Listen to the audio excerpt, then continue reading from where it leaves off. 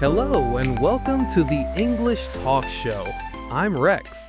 And I'm Melissa. We are so happy you are here with us today. This is the show where we tell you a story and you practice your English at the same time. The stories are warm, fun, and easy to follow. Simple words, short sentences. Even if you're just starting to learn English, you are in the right place. And today's episode, this one is special. Melissa, do you want to tell them the title? Yes, today's story is called Stargazing. Stargazing. That means looking up at the stars in the night sky. It's a beautiful word, isn't it? Stargazing. Gazing means looking at something for a long time with wonder and feeling. I love that word. It sounds exactly like what it is. Slow, quiet, and beautiful. This story is about two friends. Their names are Jamie and Sophie.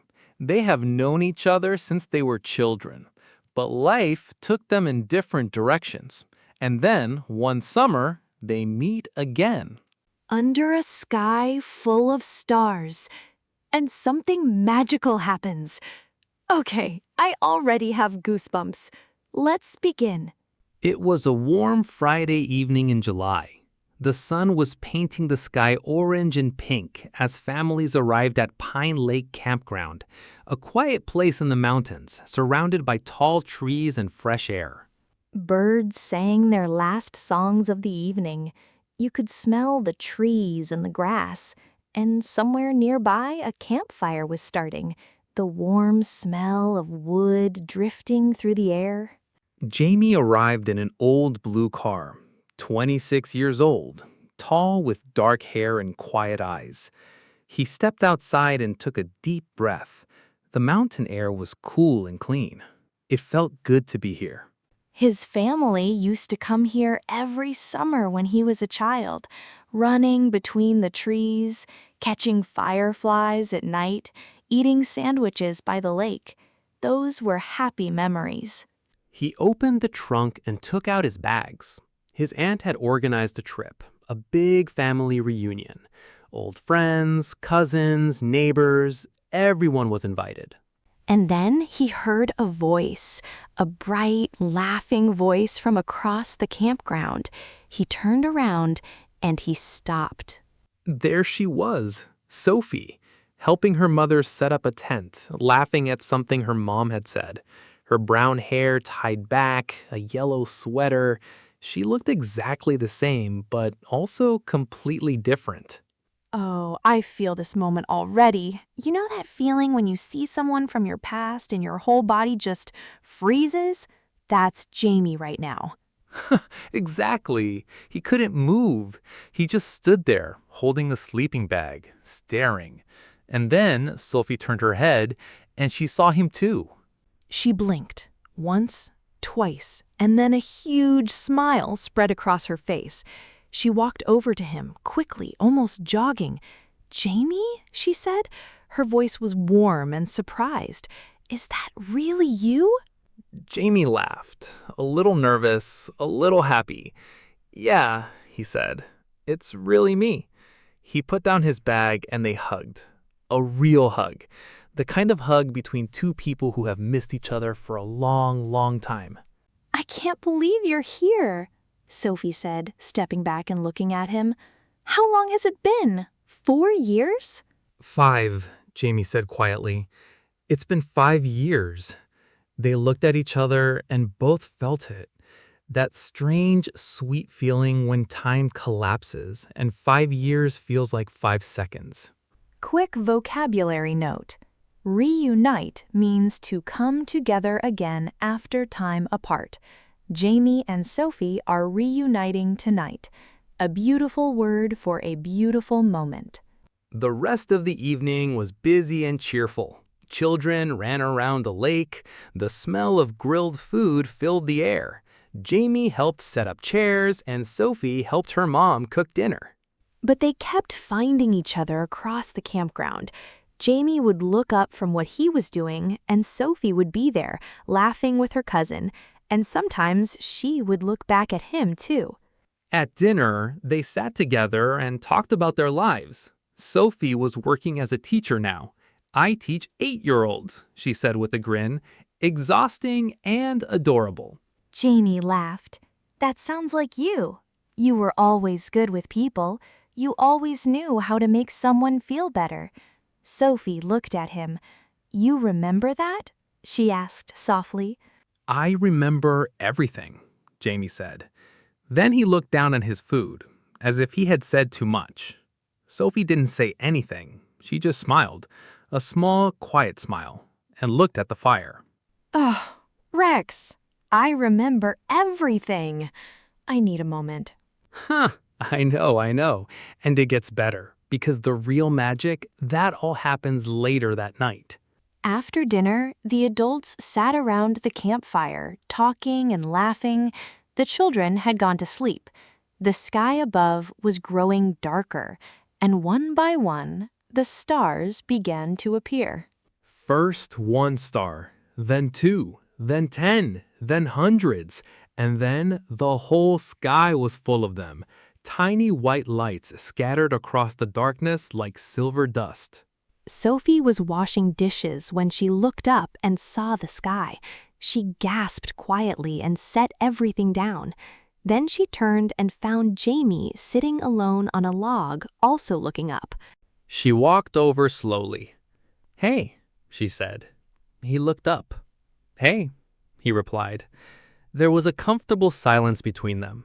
Not awkward, comfortable. The kind that only exists between people who truly know each other. Do you want to go up to the hill? Sophie asked. You can see the stars better from up there. No trees in the way. Jamie looked at her. He nodded. Yeah, he said. Let's go. They walked up a small hill behind the campground. The grass was soft underfoot. The sounds of the campfire faded behind them. And ahead, nothing but open sky. At the top of the hill, Sophie sat down in the grass and laid back. Come on, she said. Jamie laid back beside her, and there it was, the full sky, stars everywhere. Wow, Jamie said quietly. It was the only word that felt right. Sophie smiled. I know, she said. I haven't seen a sky like this in so long. The city has too many lights. You can't see the stars there. Me either, said Jamie. Same problem. I live near a highway now. There's always light, always noise. He paused. I forgot how quiet the world could be. Sophie turned her head to look at him. Do you remember, she said slowly, when we used to do this as kids? Come up here and look at the stars? Of course I remember, Jamie said with a warm smile. You always made up your own names for the constellations. You refused to use the real names. He laughed. You called that one, he pointed up, the sleeping cat. Sophie burst out laughing. The sleeping cat. Oh my goodness, I forgot about that. I was so serious about it too. I told everyone that was its real name. You did, Jamie said, laughing. You told Mr. Henderson next door, and he looked it up in a book and came back very confused. They both laughed at that. It was easy, natural, just them. Notice how Jamie and Sophie are sharing old memories, things they both remember from the past. In English, shared memories are a wonderful way to feel close to someone again. The laughter slowly settled. They lay quietly looking at the stars. A soft breeze moved through the grass, and somewhere below, a guitar played softly. Can I ask you something? Sophie said quietly. Of course, Jamie answered. She kept her eyes on the sky. Why did we lose touch? After you moved, we just stopped talking. Jamie was quiet. I think I was scared, he said honestly. Sophie turned to look at him. Scared of what? She asked. He breathed slowly. Scared that if I called you, I would say something I wasn't ready to say. The stars sparkled above them, as if listening. Okay, I have stopped breathing. Rex, I have stopped breathing. Same, honestly, same. But keep listening because the best part is coming. Sophie didn't say anything right away. She looked back up at the sky. She wasn't sure what to say, so she said the first honest thing that came to her mind. I missed you, she said. Very simple, very quiet.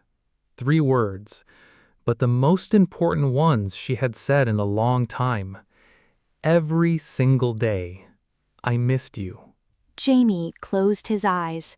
He let those words land. Then he said quietly, I missed you too. I never stopped. Another quiet moment passed. This one felt different, full of things unsaid and things finally understood. And then a streak of light crossed the sky, fast, bright, and gone in an instant. Sophie sat up. Oh, did you see that? A shooting star. Jamie sat up too. I saw it, he said, smiling. Make a wish, Sophie said quickly. She closed her eyes. Jamie watched her for a moment, her face peaceful, the starlight soft on her.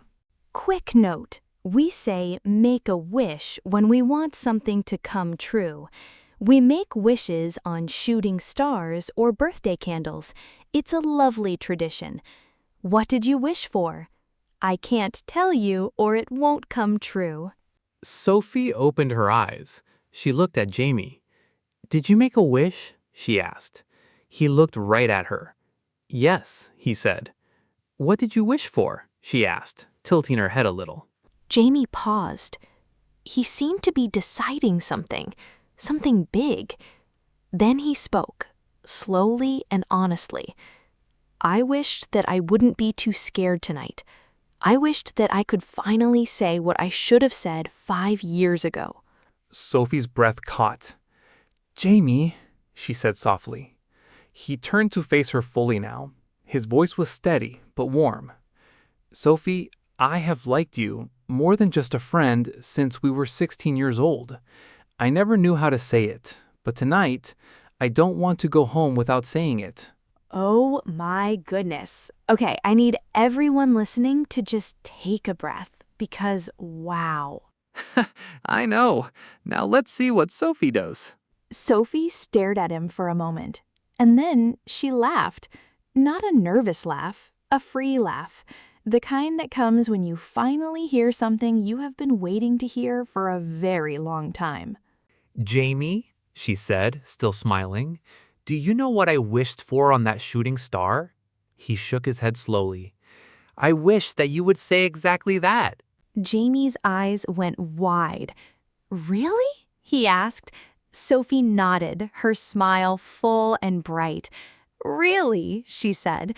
I've been waiting, you big, slow, wonderful idiot. Jamie laughed, surprised and relieved all at once. 5 years of wondering, and it turned out she had been waiting for him too. They laughed together, on top of that small hill, under all those stars. When the laughter settled, Jamie reached out and gently placed his hand near hers. Sophie placed hers over his. Their fingers curled together, quiet, warm, perfect. They stayed like that, lying in the grass, hands held, looking up at the stars. Neither needed to say anything more. Everything had been said. The stars moved slowly overhead. The campfire below grew smaller. The night was deep and still, full of the kind of peace that comes when you are exactly where you are supposed to be. Eventually, Sophie spoke. We should probably go back, she said. They'll start to wonder where we are. Probably, said Jamie, but neither of them moved. Not yet. Sophie squeezed his hand. I'm glad you came, she said quietly. Jamie looked at her profile against the night sky. Me too, he said softly. Best decision I ever made. Finally, they stood, slowly, reluctantly. They walked back down the hill together, hand in hand, stepping carefully through the dark.